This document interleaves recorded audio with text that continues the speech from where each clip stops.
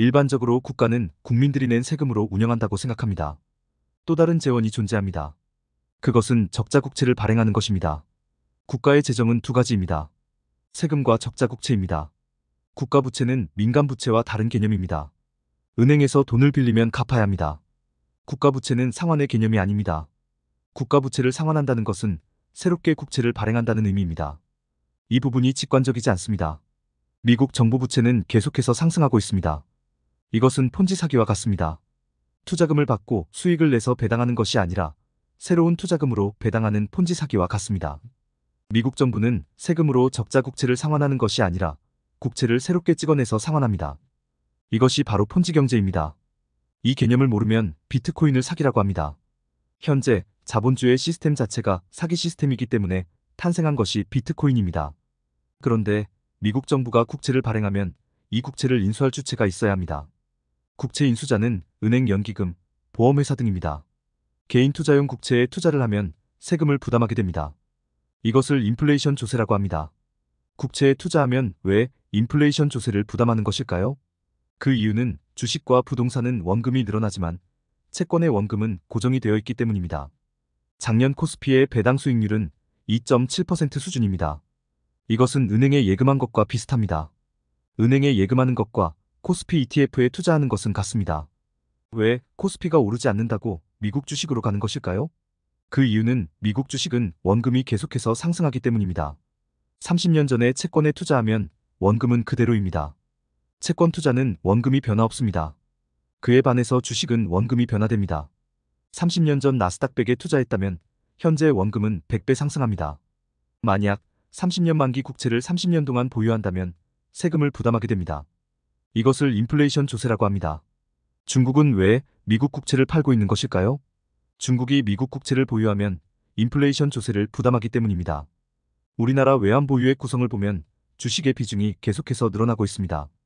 외환 보유액은 기본적으로 채권을 중심으로 투자해야 합니다. 왜냐하면 서브프라임, 팬데믹 위기처럼 경제위기에서 외환을 조달해야 하기 때문입니다. 경제위기에서 주식을 현금화하기 어렵습니다. 경제위기에서 현금화가 목적이기 때문에 채권 중심으로 투자해야 하죠.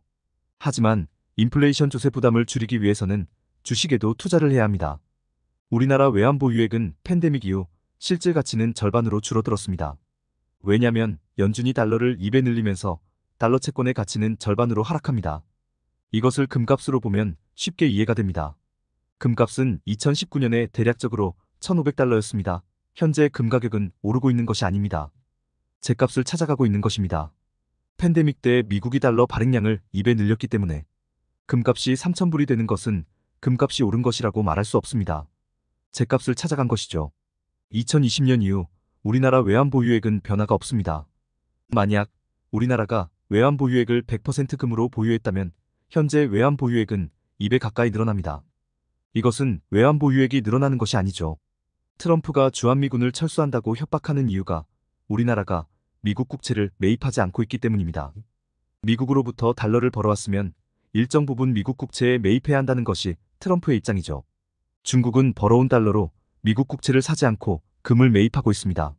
중국과 미국의 관계가 좋지 않은 이유입니다. 미국 입장에서는 중국을 견제할 수밖에 없습니다.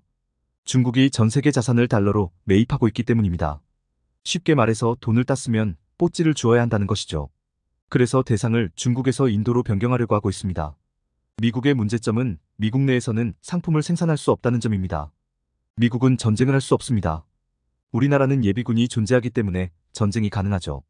러시아가 북한군을 자국 내로 끌어들인 이유는 돈 때문입니다. 전쟁으로 사망 시 우리나라 돈으로 2억 이상을 지불해야 합니다. 우리나라는 전쟁 시 돈을 받지 않고 전쟁터로 끌려가게 됩니다. 미국은 인건비로 전쟁이 사실상 불가능합니다. 미국 입장에서는 금값이 계속 상승할 경우 문제는 심각해집니다. 만약 금값이 5,000달러가 되었다고 해보죠. 그러면 중국의 외환 보유액은 계속해서 증가합니다. 우리나라 외환 보유액은 증가하지 않습니다. 실질 구매력 측면에서 우리나라 외환 보유액은 크게 줄어든 것입니다. 인플레이션 조세가 발생한 것입니다. 이렇게 되면 전 세계 중앙은행들이 금을 매입하려고 할 것입니다. 미국 국채 수요는 더욱더 줄어들 것입니다. 달러를 결제통화로 쓸 이유가 없어지고 달러의 위상은 추락하게 되죠. 2020년 팬데믹 때 미국은 껍데기 국가라는 것을 이해하고 공급망 확충에 나섭니다. 그리고 중국을 통제할 유일한 수단은 반도체라는 것을 깨닫죠. 그래서 중국에게 반도체 수출을 금지시킵니다. 현재 미국이 할 수 있는 것은 이것밖에 없습니다. 신용화폐에서 채권을 매입하는 주체는 인플레이션 조세를 부담합니다. 2010년 이후 예금 투자자들이 인플레이션 조세를 부담합니다. 특히 2020년처럼 화폐 발행량을 크게 늘리면 채권 보유자들은 큰 인플레이션 조세를 부담하게 됩니다. 그래서 통화의 기본 베이스인 신용화폐와 금본위 제도를 이해하는 것이 중요합니다.